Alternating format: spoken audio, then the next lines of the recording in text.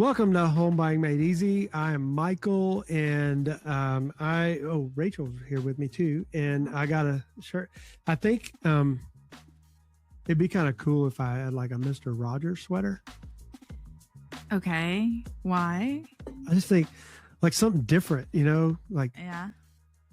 it's a beautiful day in the neighborhood. Look, you're buying a house in a neighborhood. Yeah. See? Some people are. Not everybody. True. So, do you have a Mr. Rogers sweater cardigan? Actually, I do. Hold on. Okay.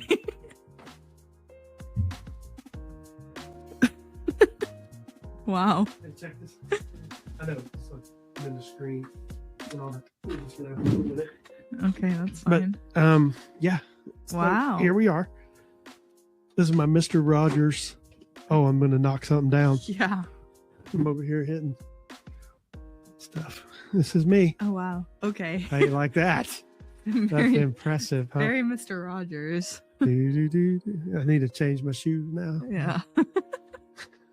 Okay. Well, Okay, so oh yeah, what are we talking about today? we're going to talk about down payments, 20%, what the 20% myth is, stuff like that. Okay. Mr. Rogers.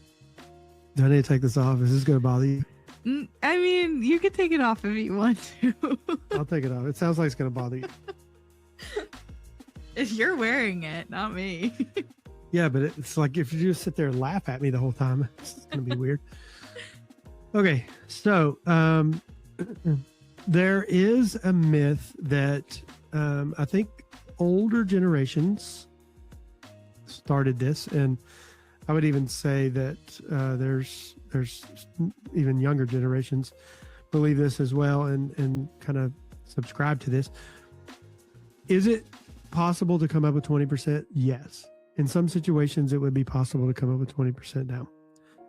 But let's just give a hypothetical. Let's say there's a $500,000 house that you're going to buy, and you are interested in buying this house, and you don't have $100,000, which is 20%. Mm-hmm.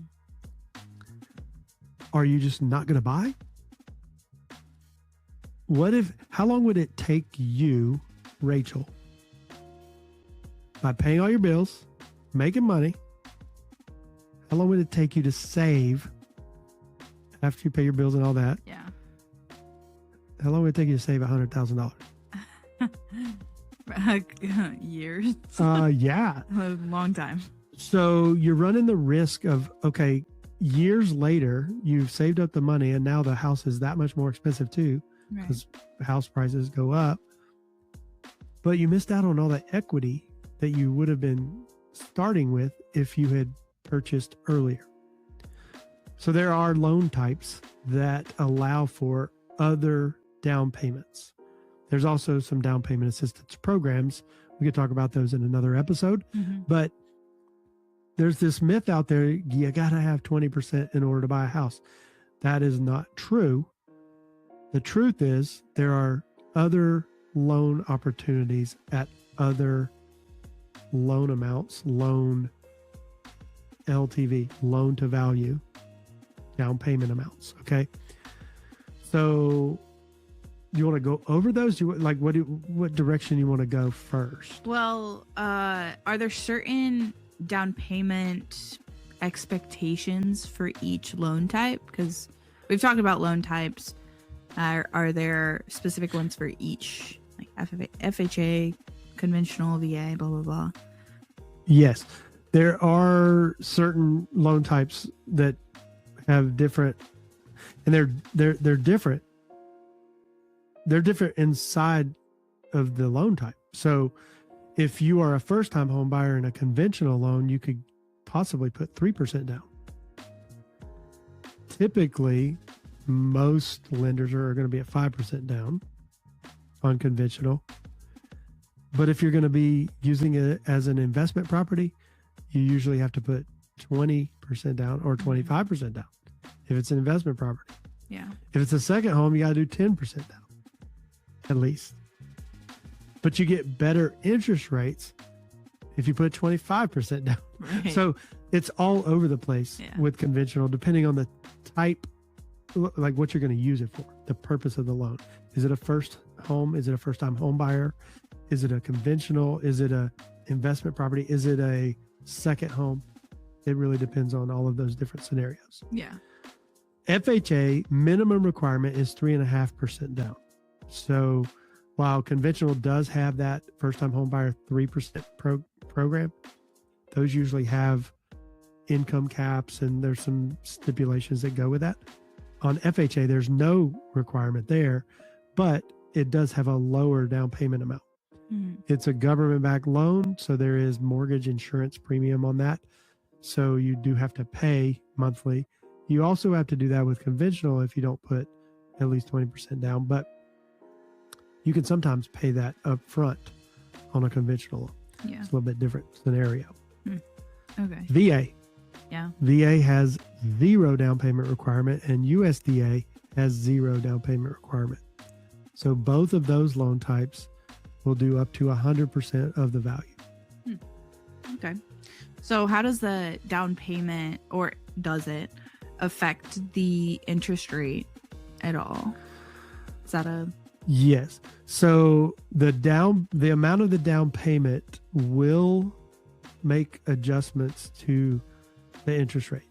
The more money that you put down, the less risk a lender has to take because you've put a large down payment down.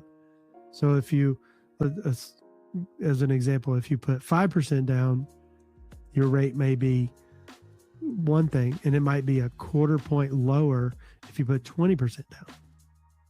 It may be another 1/8% lower or 1/2 point lower if you put 25 or 30 or 40%. I mean, the more money you put down, the less risk a lender has to take.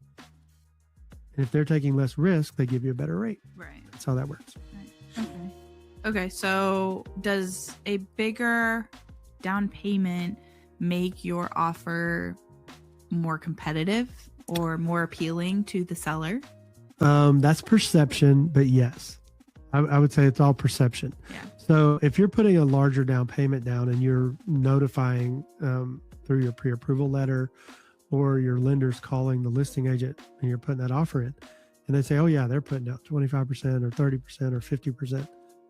That looks like a stronger buyer than if somebody's putting down 3% or 3.5% and doing an FHA type loan, you know?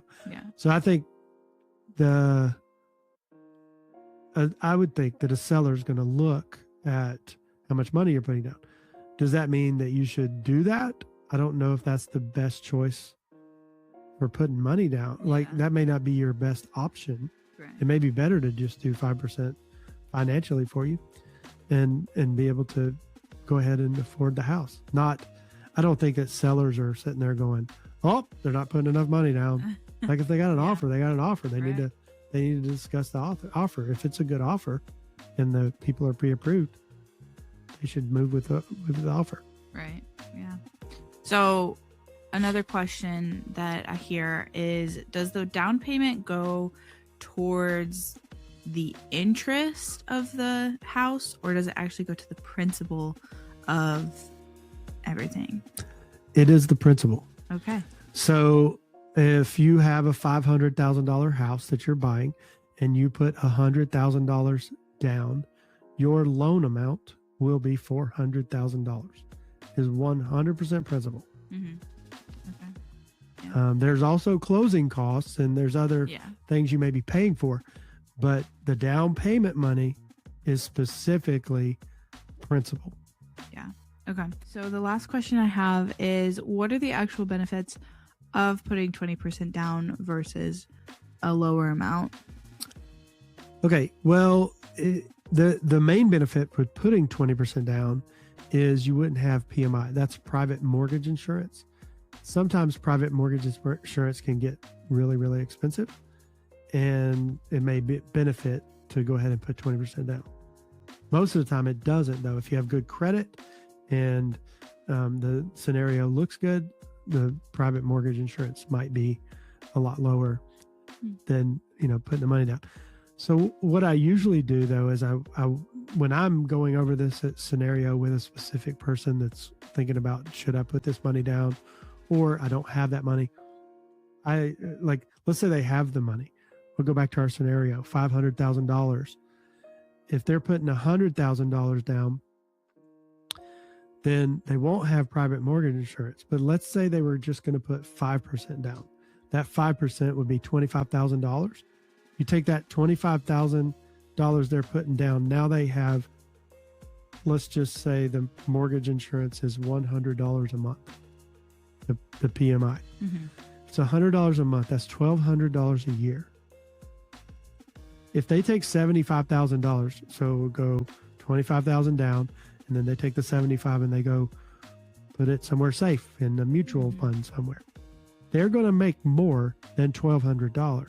So some people will opt to put less money down and then go put their money into an investment to be able to make more money with their money. The reason is a mortgage has a lower interest rate than the return you're going to get from money that's invested. So if the average in the market is low and it's only at, let's say you have a terrible financial planner, you like they don't do well, they don't know how to manage your money, and they only get you 7%. And your mortgage is at 6%. You're still making more money. Yeah.